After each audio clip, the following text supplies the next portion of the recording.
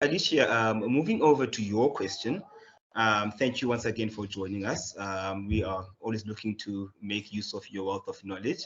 Thank you. Um, yeah, so your question is dealing specifically with municipality valuations with regards to a property.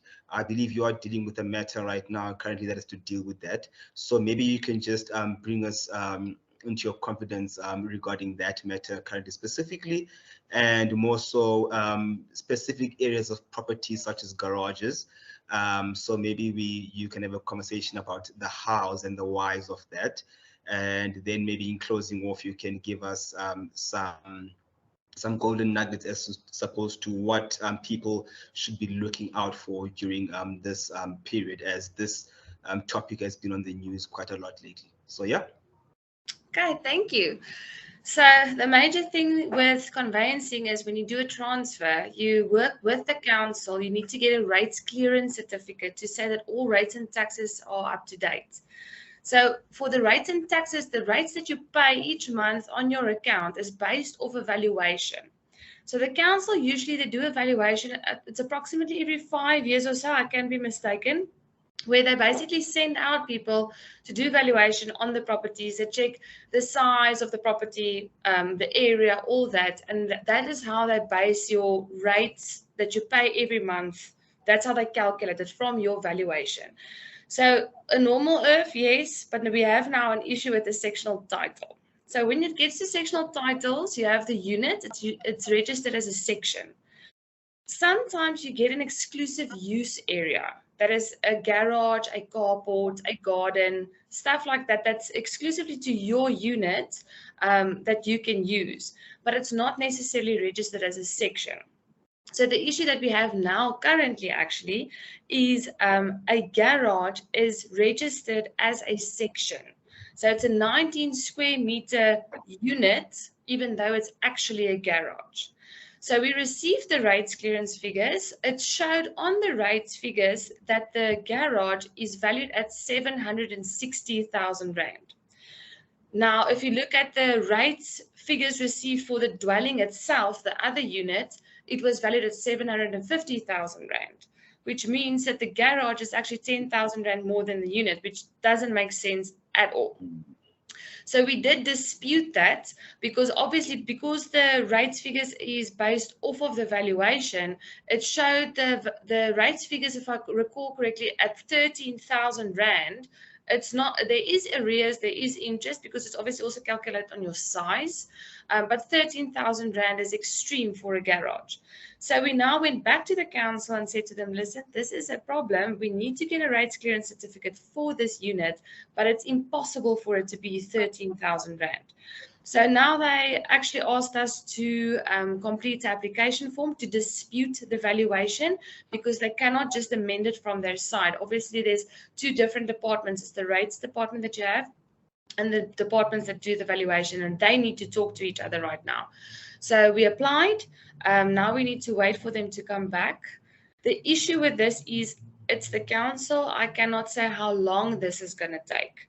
So the only solution that I have, or to be proactive that we can tell clients, is when the council says that the valuation roll is available for viewing, go and view it and make sure that your property is market related on there, because your rates and taxes that you're going to pay each month on your statement is based off of that valuation.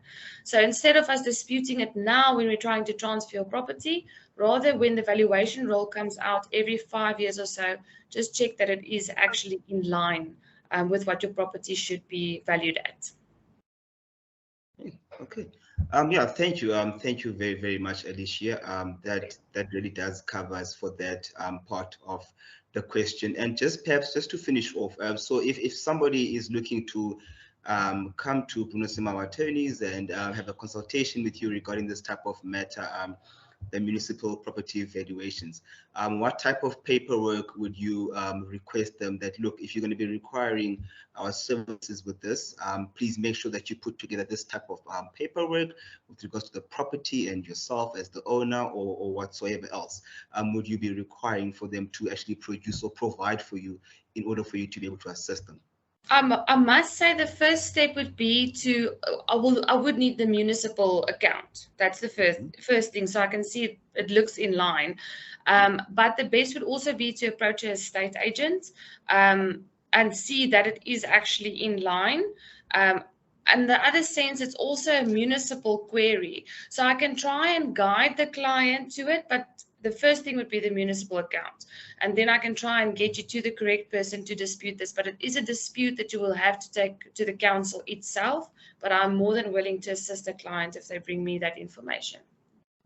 So maybe just to wrap up this question, so I suppose the biggest implication on the client themselves is the fact that with a higher valuation comes higher property rates that are being paid every month, right? Yes. So it's not necessarily now that you can't sell the property because anyone buying it has to pay 750,000 Rand for it. That's not the issue. So the negotiated price can still be low. Yeah. That's not the problem. The problem is that now every month you're paying, and when you go to council and you apply for clearance figures, council is now calculating the clearance figures on a far higher amount. Yes.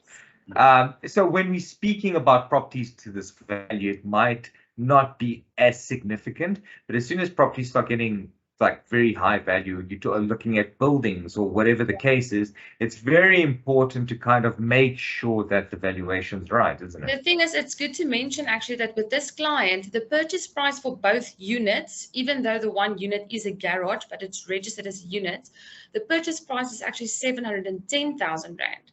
So they accepted an offer for 710,000, even though the dwelling unit itself is 750,000 valued at the council, and the garage now 760,000. The major reason why we actually queried it with the council for the garage part is because who has 13,000 Rand just lying around to get your property transferred? And I do need a rates clearance certificate. And that is why we advise the client, but let's query it because it might even be cut in half then. So that is very important to note, that it's not necessarily what you would get for your property when you sell it, but mostly on the rates figures that you pay every month. Well, there you go. Yeah. Well, thank you very much, guys. Thank you, Bruno. Thank you, Alicia. I think we've done good justice to both questions. And yeah, we'll see everybody again next week with another episode. Thanks so much, guys. Thank you. Thanks. Bye.